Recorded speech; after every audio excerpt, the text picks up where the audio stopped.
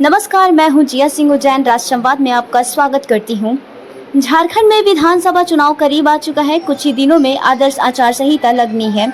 ऐसे में इससे पूर्व राज्य के राजनीतिक में एक तीसरा विकल्प सामने आया है, जहां 10 राजनीतिक दलों ने एक बैनर तले चुनाव लड़ने का ऐलान किया है। तीसरे मोर्चा के नाम जनमत दिया गया है। इसके तहत Jharkhand Mukti Morcha, Ulgulan, Jharkhand people's party, Jharkhand party, Horo, RPI, Ambedkar, Lok Jan समाज पार्टी, भारत राष्ट्रीय जन क्रांति मोर्चा, बहुजन मुक्ति पार्टी, अखिल भारतीय मानव सेवा दल, आदर्श संग्राम पार्टी एवं भागीदारी पार्टी इस तीसरे मोर्चा में शामिल है। इनके द्वारा अब तक झारखंड में 41 सीटों पर उम्मीदवारों की घोषणा भी की जा चुकी है, जिसमें जेपीपी के खाते में 5 सीट, जिसमें पोटका व घाटशिला सीट से पूर्व विधायक सह जेपीपी सुप्रीमो सूर्य सिंह बेशरा उम्मीदवार होंगे। एक वार्ता के दौरान उन्होंने कहा कि झारखंड राज्य को पक्ष और विपक्ष दोनों ने ही मिलकर लूटने का कार्य किया है। राज्य में लगातार आदिवासी मुख्यमंत्री रह रहे हैं, लेकिन आज तक आदिवासियों का विकास नहीं हो पाया। राज्य में लूट, भ्रष्टाचार, अपराध चरम सीमा पर है, लेकिन इस पर सरकार का नियंत्रण नहीं है। चुनाव दस्तक दे चुकी है और हमको लगता है आज भारत निर्वाचन आयोग के एक बड़ी टीम झारखंड पधार गए हैं। 2 दिवसीय कार्यक्रम में ये तय हो जाएगा कि क्या तैयारी है जिला लेवल में और पार्टी लेवल में, क्या सहमति है। हमको लगता है कि जम्मू कश्मीर का चुनाव का नतीजा और हरियाणा का नतीजा 8 अक्टूबर को होगा और उसके बाद तुरंत जो है ना ये महाराष्ट्र और झारखंड का चुनाव का तिथि घोषणा हो जाएगी। तो इसी मद्देनज़र हम लोगों ने तीसरा विकल्प बना लिया है, क्योंकि ये 24 वर्षों के अंदर में 2 ऐसे गठबंधन है, महागठबंधन, जो पक्ष भी है विपक्ष भी है और कभी दोनों मिला के मिलीजुली सरकार भी प्रयोग हो चुका है झारखंड में। एक गठबंधन भाजपा सुदेश महतो का आजसू पार्टी, दूसरा गठबंधन जेएमएम और कांग्रेस आरजेडी।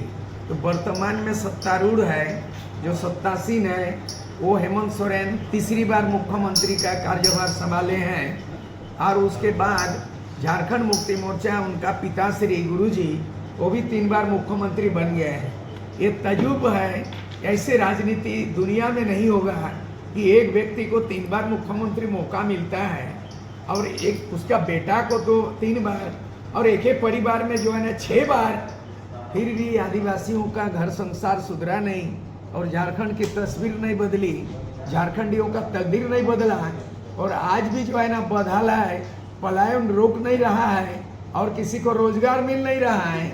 और आप जो है ना मैया योजना के तहत आप 1000 रुपया दे करके आप खजाना खाली कर दे रहे हो और आने वाला सरकार जो भी आएंगे देखेगा खजाना खाली हो चुका है। तो इस तरह का जो है ना राजनीति विकल्प क्या होना चाहिए। तो हम लोगों ने 10 राजनीतिक पार्टी को एकजुट किया मेरे नेतृत्व में, मेरे अगुवाई में, और उसका स्वरूप जो संगठन का जो है ना स्वरूप बन गया और घोषणा पत्र का प्रारूप भी बन गया और सीट शेयरिंग भी हो गया है।